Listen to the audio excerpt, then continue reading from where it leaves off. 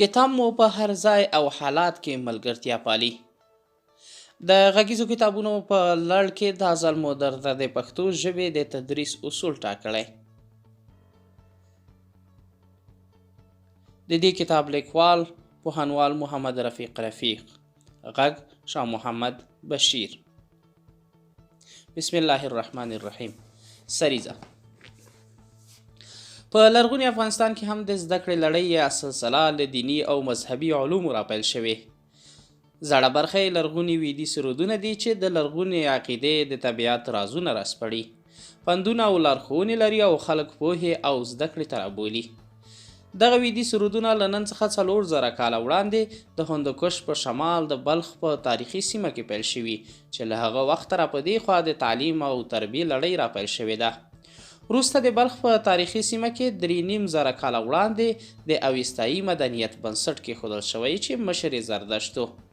په اوستا پسې بیا د بودایي دین دوره راځي چې تر میلاد 6 پیړۍ وړاندې یې په هند کې رواج موندلی و چې لرغوني اریانا په سیمه کې د اشوکا پاچا په واسطه دلته د 3 پیړۍ قبل المیلاد کې دغه دین خپور شوی و چې د بلخ د نوبهار معبد ستر تاریخي شهرت لري. له دې څخه بیا وروسته په جزیره عرب کې د حضرت محمد صلی الله علیه وسلم په زیږیدنه او د اسلام د سپیڅلي دین په راتللو سره نړۍ روښانه او یو نوي انساني تمدن پیل شوی چې په چټکۍ سره خپل د حق نوراني پلوشې وغوړولې. د نړۍ د هیوادونو په لړ کې ګران هیواد افغانستان هم له دې انوارو څخه فیض وموند. په لنډه توګه ویلی شو چې د زده کړو اساسي بنسټ له همدې ځایه څخه راپیل شوی دی. د پورتنیو زده کړو او تعلیمونو اساسي وسیله ژبه ګڼل شوې. د بشري ټولنو تجربې د همدې وسیلې په واسطه انتقال مومي. د فکري او ذهني ودې لامل همدا ژبه ګڼل کیږي. لکه څنګه چې په هر تعلیمي او تربیتي پروګرام کې موضوع، موخه، پیغام، کرکټرونه، د موضوع پرمختیا، لنډیز، طرحه، ښودنه یا تمثیل او خپریدنه سره لازمي او اړین توکي دي. همدا ډول د ژبې تدریس لپاره هم له مختلفو میتودونو، روشونو او طرزونو څخه کار اخیستل کیږي. ژبه د تیرو تمدنونو د انتقال او سپړنې یوازینۍ وسیله ده. د همدې وسیلې له برکته انساني ټولنې خپلې تجربې سره تبادله کوي او له یوې ورځې نه بلې ته انساني ټولنې خپلې ستونزې له منځه وړي او د بریاو په لور ګامونه اوچتوي. په همدې بنسټ د پښتو ژبې د زده کړې او تدریس لپاره هم د یو منظم فهرست له مخې د تدریس په اصولو او میتودونو بحث شوی او 15 فصلونو کې د لنډیز او پوښتنو په راوړلو سره ستاسو ګرانو شاګردانو او مینوالو حضور ته وړاندې کیږي. لومړی څپرکی د تدریس اصول او میتود یا د ټیچینګ میتود. پایلیزه په دې څپرکي کې د میتود ځینې ډولونه تشریح کیږي. په میتودولوژي باندې یو څه بحث ترسره شوی چې د تدریس لارې چارې ښیي. د هر تدریسي میتود په اړه د اړتیا سره سم معلومات وړاندې شوي دي. د دې میتودونو پر بنسټ یو ښوونکی کولی شي خپل تدریس اغیزمن او چمتو کړي. د دې اصولو په اجرا کولو سره ښوونکي ښه تدریس کولی شي او زده کوونکي به ترې ښه استفاده وکړی شي. میتود ښوونکي خپلو هدفو ته ژر رسوي. د پوښتنو یا سوال ځواب کولو طریقې، لارې چارې او اصول په روښانه توګه ښودل شوي دي. د مباحثې او مناقشې د میتود ځانګړنې او ګټې په روښانه توګه تشریح شوي. په دې توګه د نظریاتو تبادله ډیره ترسره کیږي. ټول ګډونوال پکې فعال وي. پوهه پکې ښه ارزول کیدی شي. د انکشافي میتود په اړه لازم معلومات او څرګندونې شوي دي چې لارموندنې، کشفولو، خپلې پوهې ته د پراختیا ورکولو مسایل رانغاړي. د واقعیتونو درک کول او ښه نتیجه اخیستل له درد څخه د همدې میتود په لړ کې کیدی شي. په دې میتود سره د مسایلو د حل لارې هم موندل کیږي. د نمایشي میتود پړاوونه توضیح شوي دي چې ښوونکي پرې درس په اغیزمنه توګه تدریس کولی شي. وروستی میتود بیا د تمرین تشریح ده چې ښوونکی به ترې بشپړه ګټه ترلاسه کړي. په فعاله زده کړه کې بیا د ښوونکي او زده کوونکي ونډه وپېژندل شي. همدارنګه د تدریس د روش ارزښت هم بیانیږي. هر مضمون د ټاکلو میتودونو په مرسته تدریس کیږي او ځانګړو موخو ته پرې زده کوونکي لاره مومي او زده کړه ترسره کیدی شي. د پښتو ژبې د تدریس مخې په 6 مهمو جملو کې خلاصه شوي دي. اول، میتود څه شي ته وایي؟ میتود یو یوناني اصطلاح ده چې له دوه کلمو میتا او هودوس څخه یې جوړښت رامنځته شوی. میتا په لغت کې دننه، منځ کې، وسط او یا هودس د لارې، روش، طریقې معناوې ښاندي.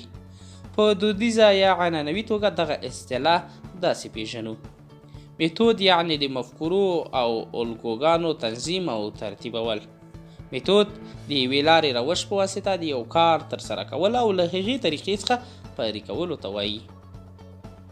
کله چې د تدریس میتود وایو، هماغه ټاکلې لاره چاره چې د هغې په واسطه د تدریس چار یا عملیه په منظم ډول ترسره کیدی شي، یا د کار کولو منظمه عملیه چې نظر او عمل یووالی او ترتیب پرې ترسره کیږي، د تدریس میتود بلل شوی دی. دې لارو چارو ښوونو فعالیتونو ته یې چې ښوونکي او زده کوونکي کاروي او په لږ وخت کې خپل ټاکلی هدف پرې رسیږي، د تدریس اصول هم وایي. همدا ډول میتودولوژي د میتود پوهې ته وایي چې د ښوونې، روزنې، علم او پوهې د لیږد چار له ښوونکي څخه زده کوونکو ته لیږدوي. نو په روښانه توګه ویلی شو چې علم، پوهه او معلومات په مختلفو ډولونو، میتودونو او لارو چارو سره انتقال موندلی شي چې ورته میتودونه یا د تدریس اصول وایي. هر څوک د یو ټاکلي هدف او کار د ترسره کولو لپاره اغېزمنې، اسانه، ګټورې لارې چارې غوره کوي.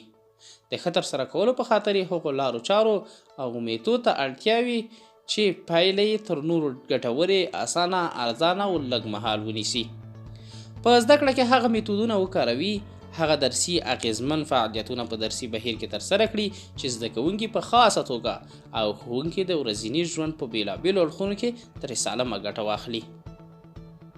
په لنډه توګه میتود داسې تعریفولی شو: میتود اصلا یوه یوناني کلمه ده چې معنا یې د یوې لارې، طریقې او روش په وسیله موخې هدف ته رسیدل یا د یوې مسلې د حل لارې ته میتود وایي. یو وتلی چیکسلواکي پوه کومنسکي په 1592 میلاد کال کې د میتود بنسټ په جدي ډول په ښوونه او روزنه کې رامنځته کړ. هغه میتود په لاندې ډول تعریف کړ: میتود د شاګرد او ښوونکي هغو تنظیم شوو فعالیتونو او لارې ته چې هغوی یو ټاکلي هدف ته رسوي، روزنیز یا تربیتي، زده کړیز، آموزشي بهیر ته وده او پراختیا ورکوي میتود بولي. میتودونه د زده کړو او روزنیزو موخو له بنسټیزو توکو څخه ګڼل کیږي. پرته له میتود او لارو چارو څخه موږ نشو کولی چې خپلو دندو او زده کړو ته په ښه توګه دوام ورکړو. د ژوند په ټولو برخو کې میتود ته اړتیا وي، مګر په تدریس کې چې یو فوق العاده منظمه انساني هڅه او فعالیت دی، دغه میتودونه په جدي ډول د تطبیق او پاملرنې وړ دي چې د ښوونکي او زده کوونکي لپاره تدریسي او فعالیتونه د همدې میتود له مخې پلان او ځانګړي کیږي. هر څومره چې د یو فعالیت او کار لپاره میتودونه د اړتیا شرایطو سره سم د یو ښوونکي سره په متنوع ډول شتون ولري او پر ځای له هغه څخه کار واخلي، په هماغه اندازه کامیاب او بریالی ښوونکي کیدی شي. یو میتودیست او مسلکي ښوونکی کولی شي چې په ټولګي کې د هر یو زده کوونکي درسي، زده کړیز فعالیتونه په سمه توګه طرحه او وټاکي، او همدا ډول کولی شي هر تن وڅاري او زده کوونکي په خپل فعالیت کې ونوښت او وهڅوي. د میتود له مخې ښوونکي هر اړخیزه څارنه ترسره کړي، خپل درسي فعالیتونه داسې سره تنظیم کړي چې د شاګرد جسمي او رواني حالات له پامه ونه غورځول شي. د میتود ترڅنګ د طرز کلمه هم کارول کیږي. طرز د یو میتود تطبیق لپاره له مختلفو ساده روشونو او لارو چارو څخه ګټه اخیستنې ته طرز ویلی شو. د طرز ګڼنه له میتود څخه محدوده وي. د یو میتود عمده اجزاوې جوړوي. په یو میتود کې کیدای شي مختلف طرزونه شتون ولري. د ساري په توګه په یو لیکچر کې واړه طرزونه د موضوع د په زړه پورې په خاطر کارول، لکه په څرګندونو کې پوښتنې، ځوابونه، د عکس، چارت، فلش کارت، د کیسې ویل، مثالونه وړاندې کول، هڅونکي سوالونه، خبرې کول او د هغو د ویلو طرز، حرکات، نغوتې یا اشارات، ټوکې، متلونه ویل، خاطرې او داسې نور ورته فعالیتونه چې د وخت د غوښتنو او حالاتو سره سم د تدریس په بهیر کې ښوونکي ترسره کوي ورته طرز ویلی شو. طرز د تدریس په لړ کې ضمني فعالیتونه وي. که چیرې زیات وخت هر طرز ونیسي، کیدای شي د میتود په توګه وکارول شي. طرز د تدریس په وخت کې د ستړیا او یا هم د زده کړې د اغېزمنتیا لپاره کارول کیږي. طرزونه د زده کړې بهیر دلچسپه او ګړندی کوي. کامیاب ښوونکي کولی شي له شرایطو سره سم خپل میتودونه او د تدریس لارې چارې سمبال کړي. د چاپیریال د حالاتو او د وخت له غوښتنو سره سم خپل تدریس په زړه پورې کوي. میتودولوژي یا د تدریس پوهه.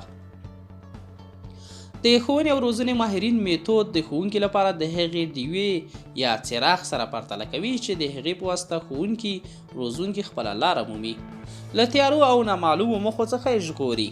که چیرې د ښوونکي سره دغه میتودولوژي نه وي نو هغه مسافر ته به ورته وي چې د شپې په تیاره کې سفر کوي.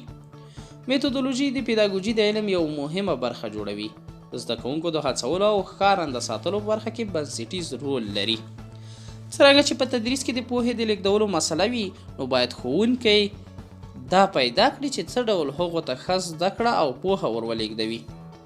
ښوونکي دنده لري چې کوم ډول میتود د ټاکلي موضوع لپاره وکاروي چې په هغه کې دغه کار د ښوونکي په وړتیا او مهارت پورې اړه لري. د میتودونو په کارونه کې یو ښوونکی باید د خپلو وړتیاو یا قابلیتونو په ټاکنو کې لاندې ټکو ته پاملرنه وکړي. لومړی، ښوونکی باید په ټولګي کې د شاګرد محوري او د فعال تدریس کولو ځواکمني ولري. ښوونکی باید د موضوع ښوونیزې او روزنیزې موخې په خپل درسي پلان کې ځای کړي. ښوونکی د خپل درس لپاره یو مناسبه منځپانګه د تعلیمي نصاب سره سمه برابروي. څلورم، ښوونکي به د زده کولو لپاره د یو هڅونکي او تشویق کوونکي ذهنیت د رامنځته کولو ځواک ولري چې د هغوی مینه او علاقه مندي ټاکلي لور ته ورجذب کړي. پنځم، یو ښوونکی خپله ارزونه په پرله پسې ډول په مختلفو طریقو سره ترسره کوي. شپږم، ښوونکي له نورو څخه په درسي برخه کې مرسته غواړي، خپله د نورو لپاره د ښو اخلاقو نمونه وي. همدا ډول باید د متقابلو تجربو تعادل ولري. اووم، ښوونکي باید د شاګردانو د فردي اختلافاتو پیژندنه او د هغوی درک په پام کې ولري. اتم، ښوونکي باید د مضمون د نوعیت د درک ځواکمني ولري.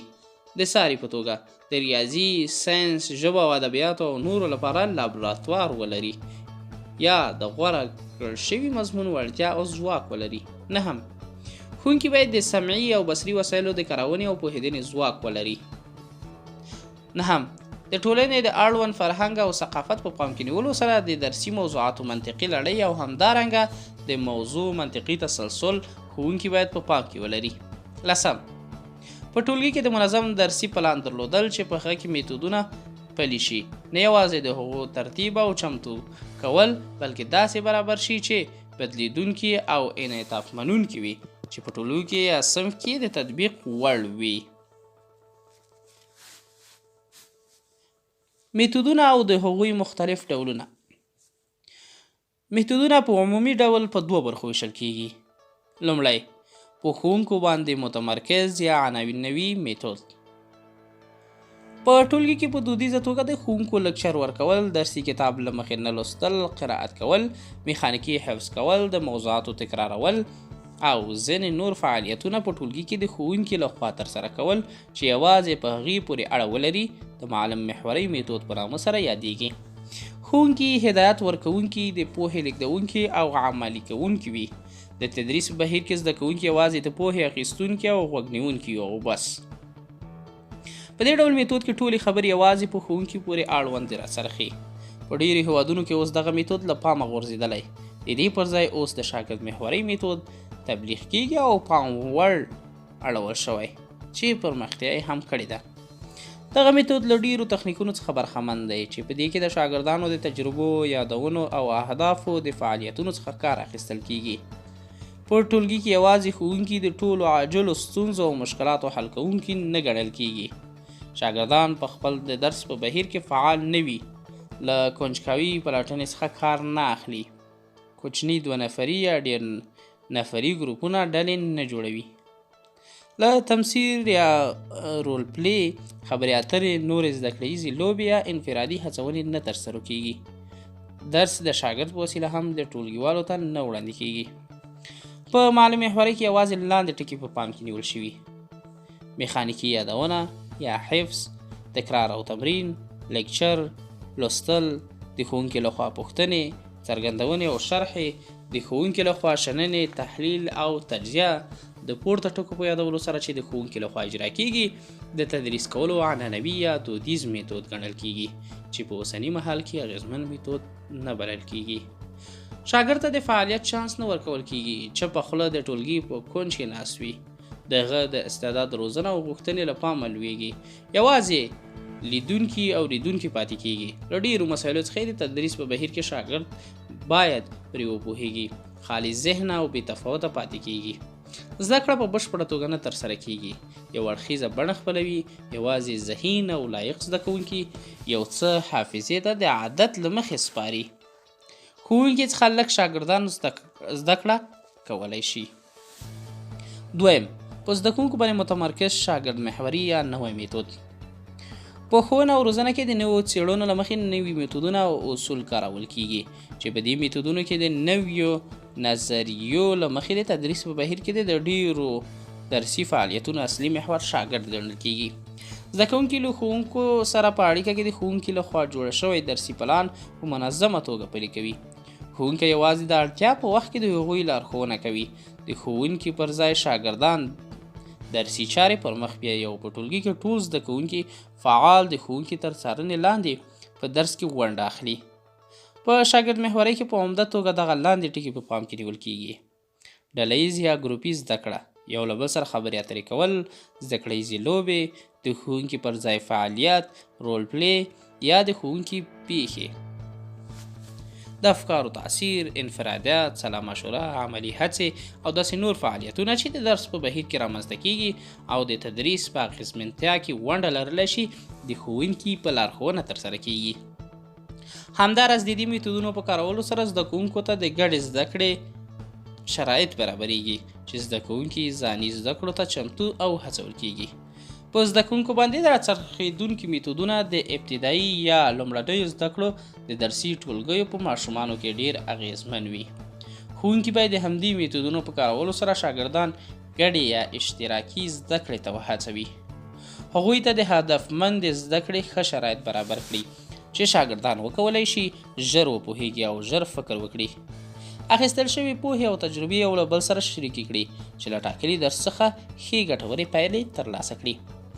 په ګډه زده کړه کې د ټولګي ټولو شاګردانو ته په یوه موضوع یا مطلب باندې د قضاوت کولو، فکر کولو او نورو ګډو فعالیتونو زمینه برابریږي.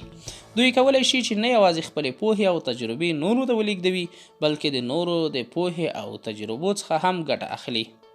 ګډه یا اشتراکي زده کړه د کوچنیو ماشومانو لپاره ګټوره او اړینه وي.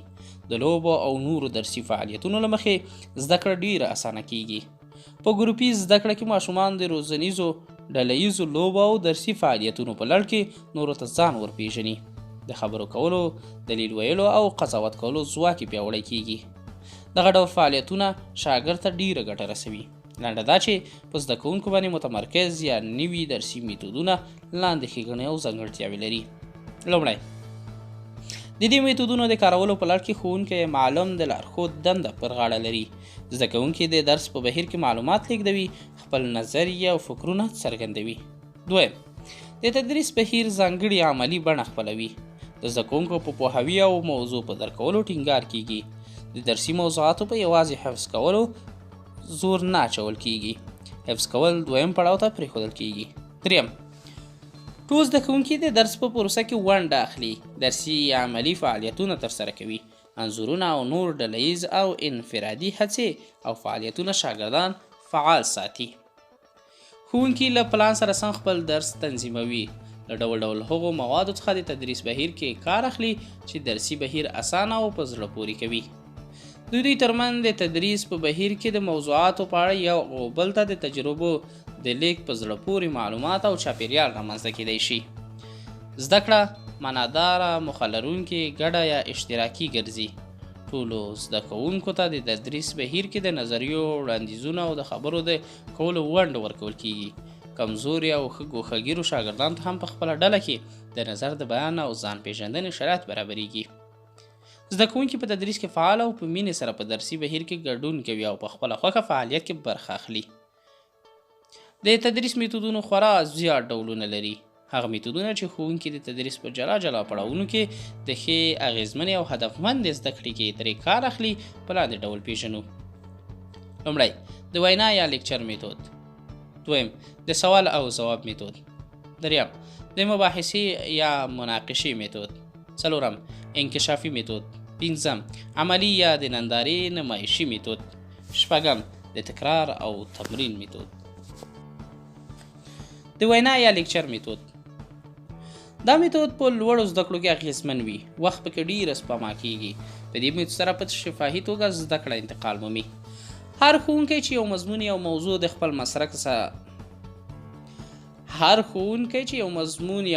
خپل مسلک سره سم تشریح کوي، حتما به هغه مضمون یا موضوع کې بشپړ معلومات لري.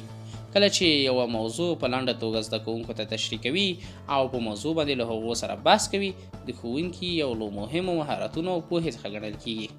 کله چې ښوونکی پرته له کوم یاداشت څخه په یو ټاکلي موضوع باندې رڼا اچوي او شاګردان غوږ نیسي او یا په ګډه له زده کوونکو سره بحث کوي، د پوهې دې ډول لیږدولو ته د لیکچر میتود وایي.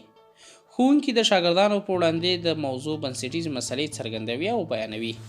دا میتود هغه وخت اغېزمن کیدی شي چې زده کوونکو ته پکې فعاله ونډه ورکړل شي. ځینې درسي فعالیتونه هغوی ته پرېږدي چې د هغوی فکري وده او د هغوی د یو بل پوهې سره یو بل ته ولېږدول شي. په دې درسي میتود یا درسي بهیر کې د هر درس لپاره 3 پړاوونه په پام کې نیول کیږي. لومړی د درس لپاره د تیاری یا چمتووالي پړاو. دویم په اصلي درسي موضوع باندې خبرې او درسي فعالیت ترسره کولو پړاو. دریم د درس لنډیز، پایله او د ارزونې پړاو. یو ښوونکی په دې میتود یعنې لیکچر کې لاندې ټکو ته جدي پاملرنه کوي. د لیکچر په میتود کې ښوونکي باید وخت په پام کې ونیسي، په هغه څه تمرکز وکړي چې د بحث موضوع وي. حشروي او له موضوع څخه لرېوالی د درسي موضوع ماهیت ته زیان رسوي. باید ښوونکي ورڅخه ډډه وکړي. د زده کوونکو توجه اصلي درسي موخې ته راوګرځول شي، نه نورو څیرمو مسلو ته. ښوونکي خپل درسي بنسټیزې دندې وپېژني او ټاکلې موخې له پامه ونه غورځوي. د درس په موضوع باندې تر هغه زیات وپوهېږي چې په درسي متن کې راغلي وي. د لیکچر پر مهال زده کوونکو ته هم د خبرو کولو برخه او د هغوی د نظریاتو خیال وساتل شي. ځینې فعالیتونه د زده کوونکو ته پرېښودل شي او هم د هغوی نظریات او فعالیتونه په خپل لیکچر کې له پامه ونه غورځوي. د درس هغه برخه چې ډیر ارزښت لري او مخې پکې نغښتې وي، په هماغه برخه د ډیرې خبرې او تشریحات ورکړل شي. زده کوونکو ته د ډیرې خبرې پرېښودل شي چې د ټولو نظریات څرګند او یو د بل له پوهې څخه برخمن شي. ښوونکي په لنډو خبرو کې خپل درس تشریح کوي.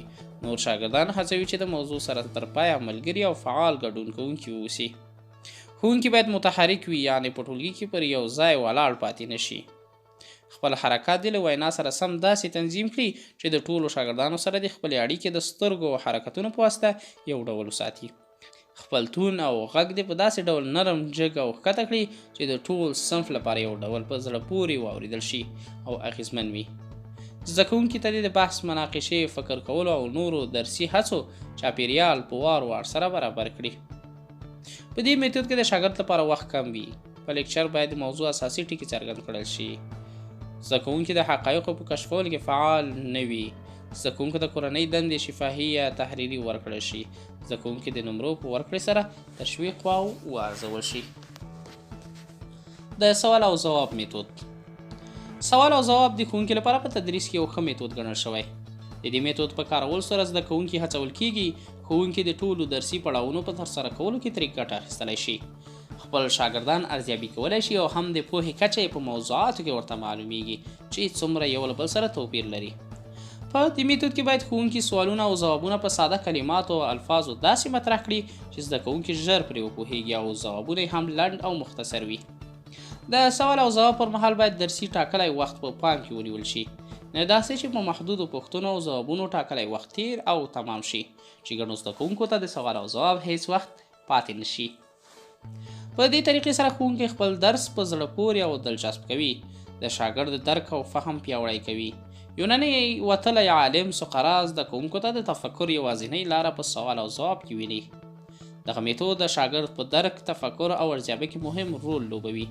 سوال او ځواب په تدریس کې یو پیاوړې وسیله پیژندل شوې ده. ښوونکي باید د مختلفو سوالونو خزانه وي. د دې میتود ښېګڼې: لومړی، زده کوونکو ته د سوال او ځواب د ورکولو لارې چارې او د سوالونو د ذکر کولو وخت او زمان ښیي. دویم، زده کوونکو ته جرأت ورکوي او هم یې د افادې د ځواک پیاوړتیا رامنځته کوي. دریم، ښوونکي خپل درس اسانه کوي، کمزورو او ضعیفو شاګردانو ته پاملرنه کوي، د هغوی ستونزې ښوونکی درک کوي او د هغوی لپاره حل لارې لټوي. څلورم، د پوښتنو په لړ کې ښوونکي د خپل درسي فعالیتونو اغېزمنتیا له یوې ورځې څخه بلې ورځې ته ارزولی شي. پنځم، هر زده کوونکي ته له توپیر څخه پرته په سوال او ځواب کې ونډه ورکول کیږي. زده کوونکي له بېتفاوتۍ، بېپروایۍ او بېعلاقګۍ څخه ژغورل کیږي. شپږم، د هر زده کوونکي او ښوونکي د سوال او ځواب ورکولو په لړ کې شاګردان نوي معلومات ترلاسه کوي او د خپلې پوهې کچه لوړوي. اووم، نیمګړي معلومات بشپړوي. اصلي موخې په سمه توګه پرته له شک څخه پیژندل کیږي. اتم، کومې ګڼنې او مفاهیم چې زده کوونکو ته په سمه توګه مفهوم شوي نه وي، د ګډو نظریاتو او ځوابونو په لړ کې د هغوی اصلي معناوې او موخو ته زده کوونکي رسیږي. نهم، د دې میتود په کارولو سره ښوونکي او زده کوونکي ته دوه اړخیز معلومات او ډاډمنتیا حاصلیږي. د پوښتنو کولو طریقې او لارې. د سوال کولو یا د سوالونو د جوړولو ډولونه د تعلیم او تربیې ماهرینو په مختلفو ډولونو او لارو چارو سره په ګوته کړي دي. دلته به په هغو ډولونو باندې بحث نه کوو، فقط په ټولیزه توګه د پوښتنو یا سوال کولو پر مهال کې باید لاندې ټکي په پام کې ونیول شي. د زده کوونکو څخه باید سوال داسې مطرح شي چې هغه فکر کولو ته وهڅوي، نه داسې چې د هو یا نه په ویلو سره هغه ځواب وښیي. په سوال کې باید یو ټاکلې موخې نغښتې وي، یعنې هدفمند سوال وي. سوالونه باید د زده کوونکو له سویې او عمر سره سمون ولري. سوال باید میخانیکي یا حفظي بڼه تر ډیره خپله نه کړي. سوال باید یو پوښتنه ولري، نه داسې چې د یو سوال په دننه کې نورې اړوندې پوښتنې مطرح شي. ښوونکي د زده کوونکو پوښتنو او ځوابونو ته ارزښت ورکړي او د هغوی پوښتنې پر ځای وبولي. ښوونکي د شاګردانو د ډیرو سوالونو په کولو سره له زغم څخه کار واخلي او ستړي نه شي. هغه زده کوونکي چې ډیرې پوښتنې کوي لا زیات وهڅول شي. د شاګردانو د ځوابونو په وړاندې ښوونکي باید بې تفاوته پاتې نه شي. د سم او ناسم ځواب په برخه کې باید خپله رایه څرګنده کړي. که چیرې سوالونه پیچلي مطرح شي، باید د مثالونو په ورکولو سره هغه ساده کړی شي.